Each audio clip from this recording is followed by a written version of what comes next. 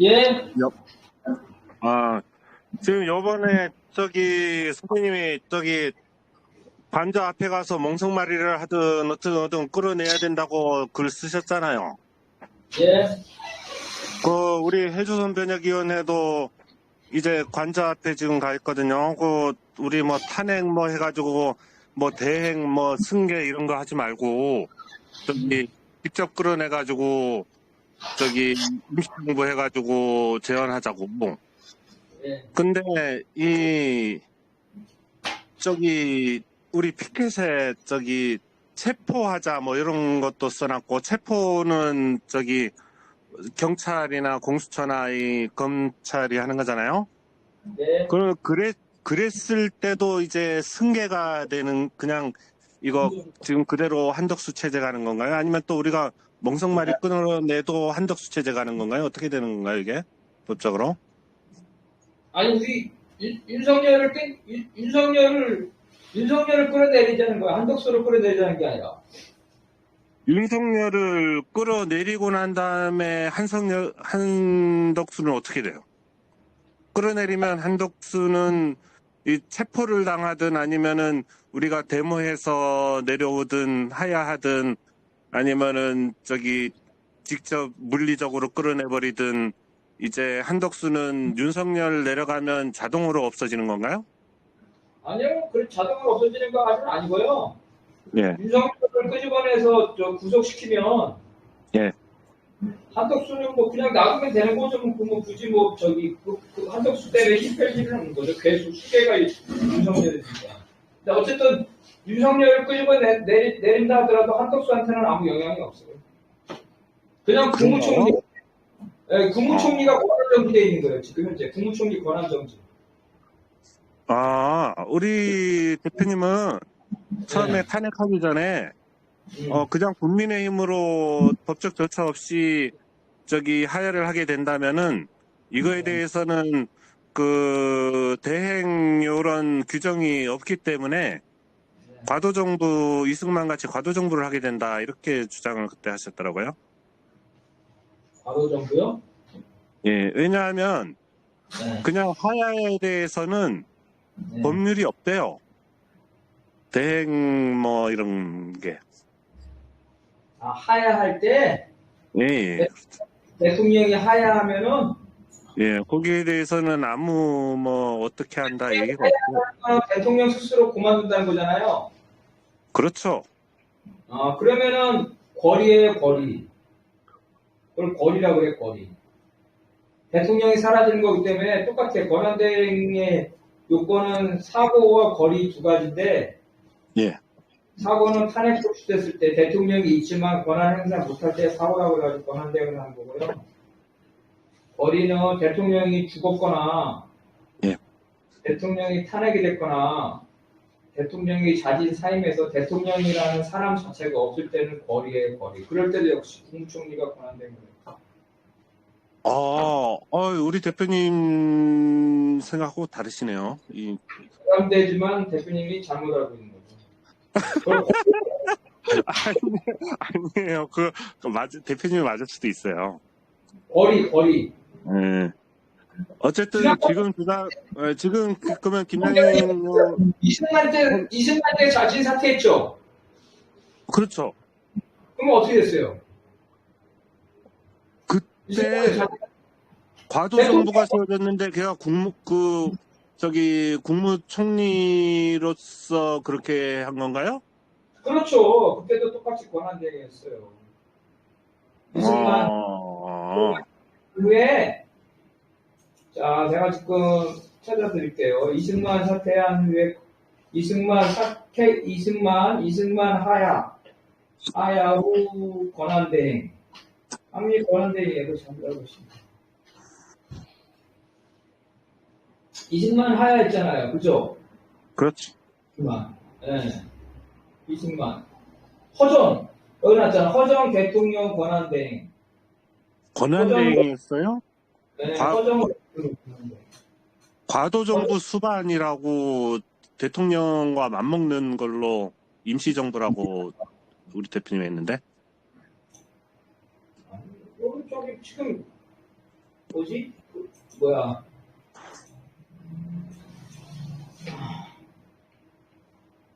허정, 대한민국 국무총리 허정.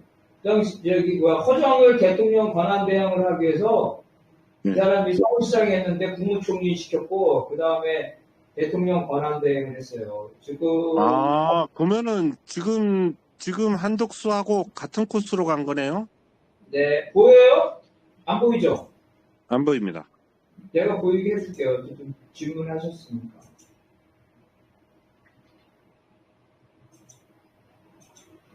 이제 보이죠? 예. 크게 할게요. 확대시킬게요.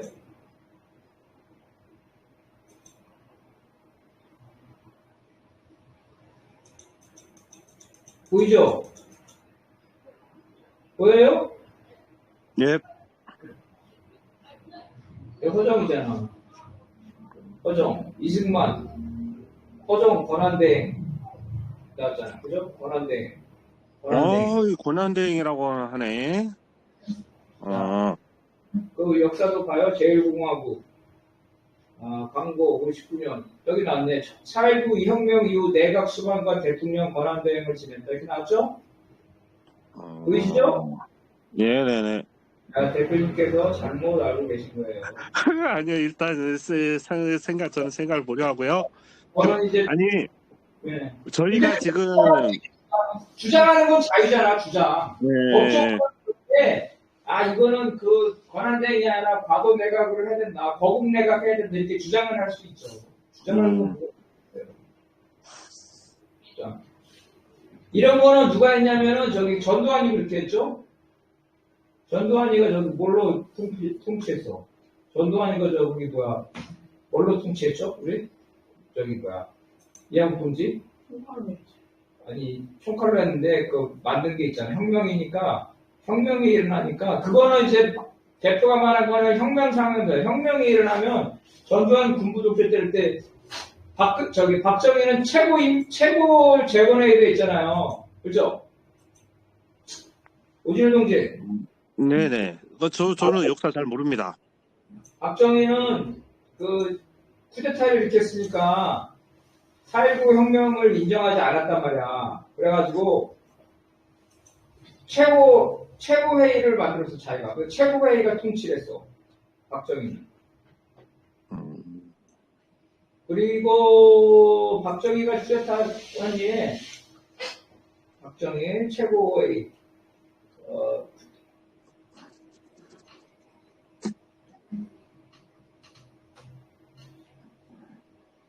이름을 정확하는 거죠. 군부 쿠데타.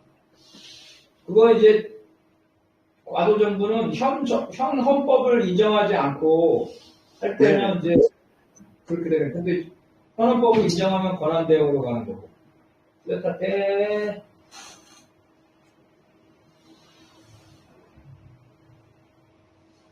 군사혁명위원회를 열어서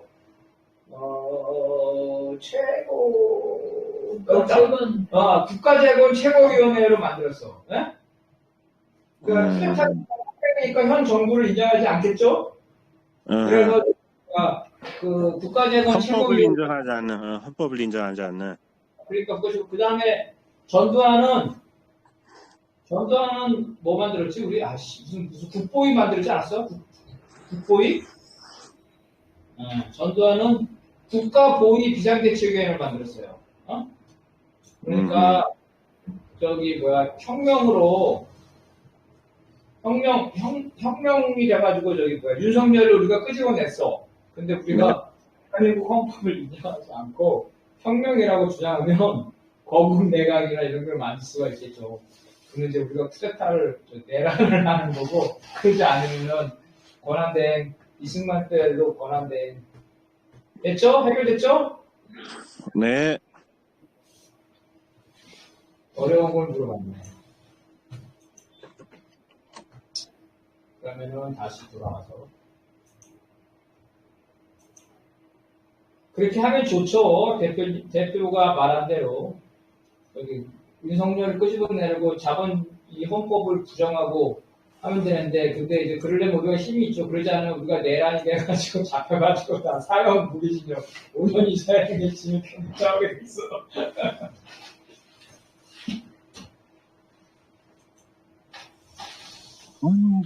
관제에서 만약에 물리적으로 끌어내려서 멍석말이를 한다면 그것도 저기 뭐죠? 그것도 다 사형 뭐 이런 거죠. 아이고, 나는 법학을 전공하기 때문에 내가 그래서 그런 말 안 썼지. 그런 말 쓰면 내가 내란죄로 선동해서 경찰이나 수사할 수 있어. 그냥 그 말은 저기 윤석열을 끄집어내리면 헌법을 인정하면 권한대행을 가는 거고 헌법을 부정하면은 무슨 위원회를 만들어야 되지? 무슨 위원회 만들고 싶어 오준일 동지? 어? 하나 이름 만들어. 단체의 경우에는 일단 그 국회에서 추천을 해가지고 과도정부 수반을 세우자. 그러면 과도정부 수반이 내각 만들고 내각과 그리고 국회가 이게 주도해가지고 이제 재헌헌법을 만드는 그 위원회를 만들자. 그걸 재헌위회라고 한다. 실제 위회가 아니라 헌법 만드는 위원회. 그거 좋아. 그러자는 그러면 합법적으로 행정하자는 거잖아. 그죠? 합법적으로, 합법적으로 거국 내각을 하자는 거 아니야. 그렇죠. 이회를 이래해서. 답변해줄게. 자, 권한대행의 순서는, 정부 조직법에 들어있어. 정부 조직법. 그래서 만약에 그렇게 하고 싶으면 국회에서 정부 조직법을 개정을 해가지고 권한대행이 아니라 국회에서 임시 대통령을 선출할 수 있다 이렇게 법을 개정하면 돼. 그럼 합법적으로 그렇게 할 수 있어요. 근데 현재 법률에서는 할 수가 없어. 불법이야. 법을 개정해야 돼. 됐죠? 오준일 동지 됐어요? 네. 이렇게 되면은 합법적으로 대표가 말한 것 그런 취지라면은 가능해요. 국회에서 법을 개정해가지고 거국 내각을 만드는 그거는 가능해요. 법을 개정 가능. 개정 안 하고 막 하는 건 안 돼요. 자, 그 다음에 영국, 독일, 프랑스의 당과 노조의 관계를 보자면요. 자, 이거 누가 읽을 차례일까? 노조와 정당의 관계는 역사적으로 변해왔기 때문에 양자의 관계가 어떻게 처음에 설정되었는지 그리고 그것이 어떻게 변화되어 왔는지는 모두 연속적으로 살펴야 한다. 대부분의 유형에서 노조는 정당과 긴장관계를 유지하면서 점차 독립성을 확보하였다. 정병기는 양 조직의 긴장관계에서 갈등을 유지하고 있는지 아니면 협력관계에서 갈등을 해소하고 있는지의 기준도 제기하고 있으나 노조와 정당의 관계는 동일한 양자의 관계에서도 협력과 갈등 모두 나타날 수밖에 없고 단지 구체적인 사회적 조건과 역사적 조건에 따라 강조점이 다를 뿐이라고 볼 수 있다. 당과 노조의 관계는 협력과 갈등이 모두 나타난다는 거죠. 왜냐하면 서로 이해관계가 달라. 왜? 당은 정치 추쟁을 중심으로 하고 노조는 경제 추쟁을 중심으로 하죠. 그러니까 노조에서는 당한테 우리 경제적 문제 좀 해결해줘 그러는 거. 당은 노조한테 무슨 말이야? 정치 추쟁하고 총파업해야지. 서로 이해관계가 다를 때 협력과 갈등이 나타나고 나라마다 그 조건에 따라서 강조성이 다르다는 거예요. 그래서 미국은 어때? 미국은 비즈니스 모델이라 그랬죠? 노조의 이해관계에 따라서 당한테 공화당에 붙었다, 민주당에 붙었다. 주로 민주당에 붙지만 최근에 전미 자동차인가 거기는 공화당 트럼프한테 붙었잖아요, 그죠? 한국노총이네, 그죠? 한국노총 이랬다 저랬다 이렇게 되는 거고. 유럽에서는 이제 우리 민주노총처럼 보수 정당하고는 붙진 않아요, 그죠? 그래서 좌파 정당과 관계를 맺는데 과거에는 강력한 관계였는데 최근에는 관계가 소원해지고 있다는 거죠. 그 이유에 대해서는 얘기를 했어요. 서로의 이해관계가 다르고 좌파 정당이 집권을 하면 참아달라고 하기 때문에 그렇기 때문에 그런 문제가 생긴다는 거예요. 자, 그다음에 요거 한번 읽어봅시다. 따라서 오늘날 발달한 자본주의 국가에서 양자의 관계는 미국형의 암력 관계적 관계와 유럽형의 사회민주주의적 관계를 기본으로 하면서 각국의 사정에 따라 방점이 다를 뿐이라고 볼 수 있다. 그런 점에서 호시는 오늘날 노동조합이 기본적으로 정당에 대하여 자율성을 갖고 있다는 전제에서 양자의 관계에 대해 압력형과 정치적 압력형을 구분하는데, 압력형에는 미국의 비즈니스형뿐만 아니라 프랑스의 아미행 헌장으로 상징되는 전투적 노동조합주의가 포함될 수 있다. 정치적 압력형은 과거와 달리 노동조합과 정당이 형식적으로 지배 종족 관계를 갖는 경우는 드물고 자율성을 기본으로 내용적으로 상호 영향력을 행사하는 절충형이 대부분이다. 자, 압력형에는 정치적 이해관계를 위해서 하는 미국식이 있고, 프랑스는 전투적 조합주의예요. 쉽게 말하면 반드시 꼭 맞는 건 아니지만 여러분이 쉽게 이해한다면 무정부주의라고 생각하면 돼요. 그래서 정당하고 조직적인 협력관계를 맺지는 않지만 자기 이해관계를 위해서 정당한테 압력을 행사하는 거예요. 정치적 압력관계는 서로 상호 협력을 하면서 서로 아까 말한 대로 갈등과 협력을 같이 하는 절충형이죠. 대부분은 코퍼레티즘, 서유럽이라든가 한국 같은 좌파 노조와 최상급 정당의 관계, 원내정당과 좌파 대부분 그렇다는 거죠. 그래서 우리가 아까 다 했죠. 영국은 어때? 노조가 당을 만들어. 독일은 당이 노조를 만들어. 프랑스는 처음에는 당과 노조가 상관이 없었지만 나중에는 당과 노조가 같이 가고. 이거 모든 나라에서는 과거에는 공식적으로 협력관계였지만 오늘날에는 공식적 협력관계가 아니라 비공식적 협력관계라고 했죠. 이런 형태로 진행되고 있다는 거예요. 그래서 민주노동과 민주노총 관계도 유럽형의 코퍼레티즘을 기본 관계로 하고 있고 1대1의 관계를 시작하고 있고 민주노총이 민주노동당을 만들었다는 점에서 영국형과 유사하죠. 그래서 초창기에는 민주노총은 민주노동당만 지지했었죠. 근데 민주노동당이 해소된 이후에 지금은 특정 정당을 지지하지 않은 정치 방침이 없는 상태여서 상당히 곤란한 이러한 상태로 가지고 있었다는 거죠. 자, 요거는 좀 중요한 건데, 자, 요거 한번 읽어봅시다. 사실 민주노동당과 민주노총 양자가 지향했던 코퍼레티즘이 한국적 상황에서 실제 가능한 조건들을 구비했는지를 확인조차 못한 셈이다. 이를테면 제2차 대전 직후부터 20여 년 동안 유럽 3인당 정부는 자본주의 혼합경제와 복지국가를 결합한 3인주의 복지국가를 확립하였는데, 이는 유럽 합의정치의 전통이 노동자와 자본 간의 타협으로 나타난 것이었다. 이러한 타협이 가능했던 것은 포드주의 아래서 경제적인 노동계급이 노동조합과 정당으로 결집되어 조직적으로 협상할 수 있었고, 노동자와 자본이 배분할 수 있는 경제투쟁의 성과가 있었기 때문이다. 그래서 강력한 노조가 왜 있었냐? 포드주의. 포드주의는 대공장 노동자를 말하는 거 현대자동차. 그죠? 똑같은 조건에서 똑같은 작업을 입고 하니까 노조들의 단결력이 세죠? 오늘날은 근데 사무직 노조 여러 가지 노동자들이 비정규직 정규직 해가지고 단결력이 떨어지고 있다는 거야. 그래서 옛날에는 단결력이 셌을 때 가능했다는 이런 형태를 얘기를 하는 거죠. 그 다음에 또 이제 코퍼레티즘의 문제를 보게 되면은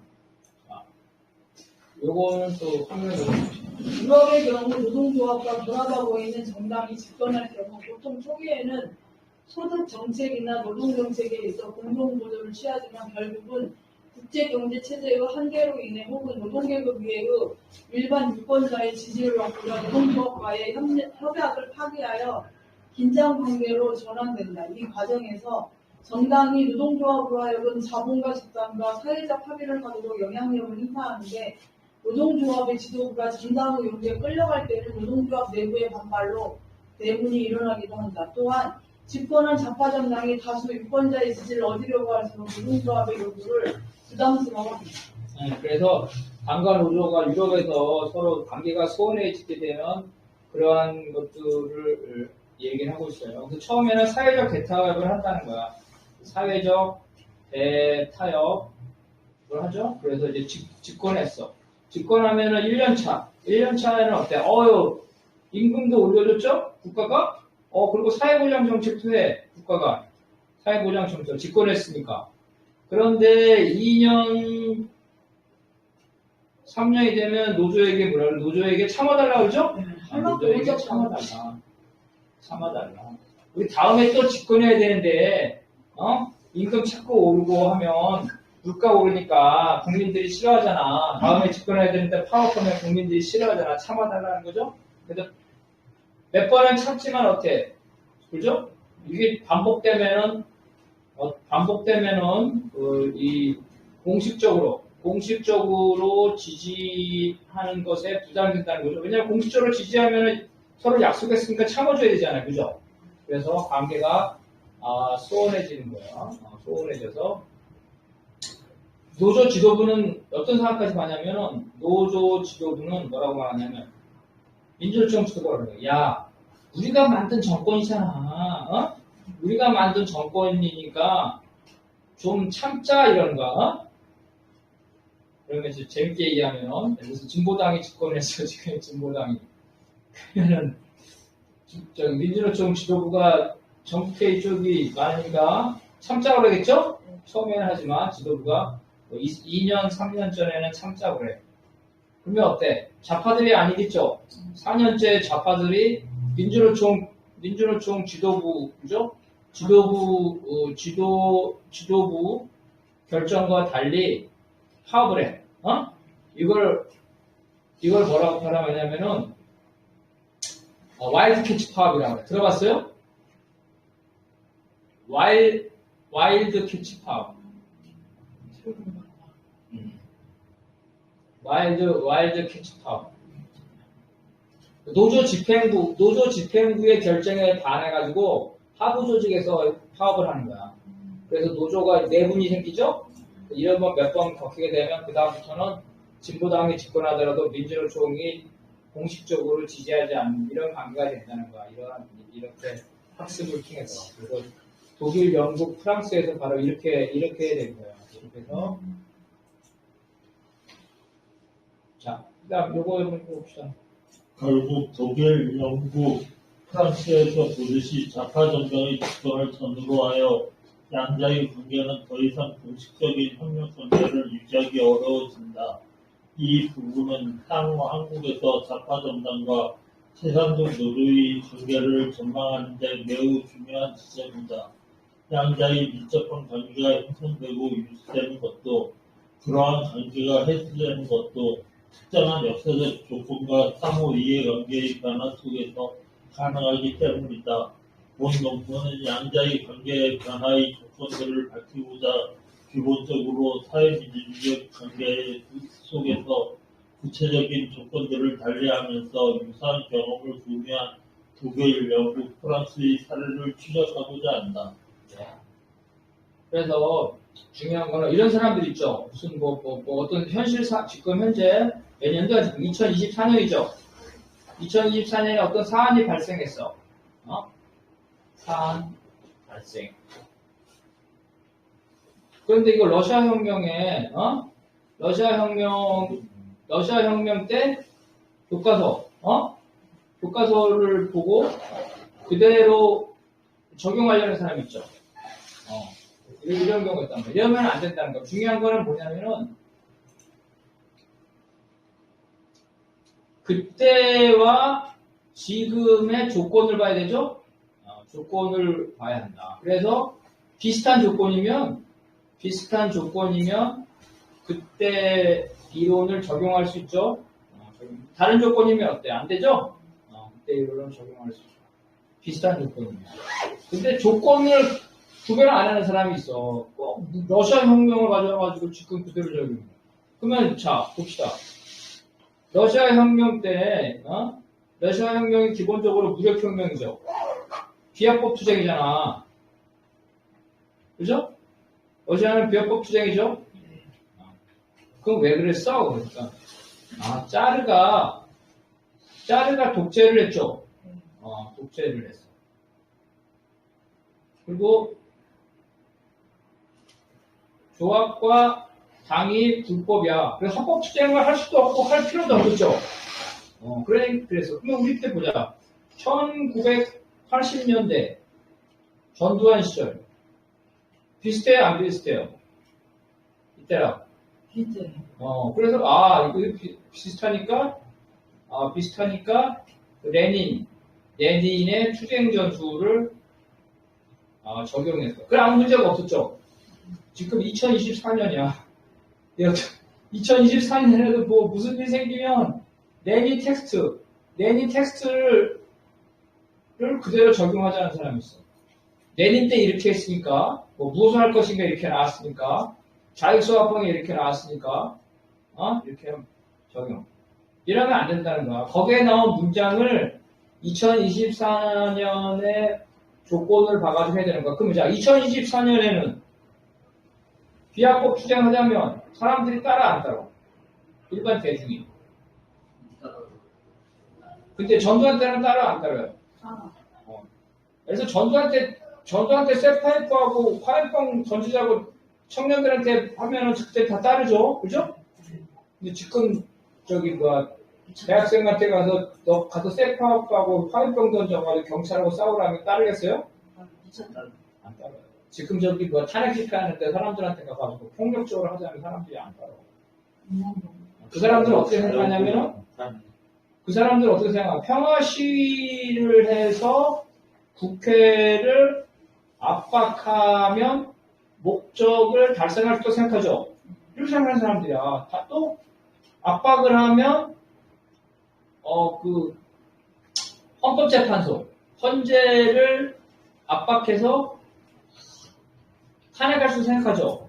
근데 실제로 그런 일이 벌어나죠. 그죠? 이런 일이 벌어나니까 평화적인 투쟁으로서도 목적을 평화적 투쟁으로 목적을 일부 달성할 수 있어. 이 어떤 목적이에요? 민주주의. 그죠? 그런데 전두환 시절이나 러시아 혁명 때는 민주주의를 평화적인 투쟁으로 달성할 수가 없어요. 그러니까 민주주의를 달성하는데 오늘날 민주주의를 달성하는데 폭력 투쟁을 하자고 하면 별로 사람들이 동의하지 않아. 그러면은 오늘날 평화적 투쟁으로 노동혁명을 달성할 수가 있어요? 있어 없어? 평화적으로 투쟁하면 자본가들이 노동자들을 하자는 거 다 해주나? 달성할 수 없어. 그렇다 해서 지금 노동자들한테 폭력 투쟁하자는 노동자들이 안 따라오죠?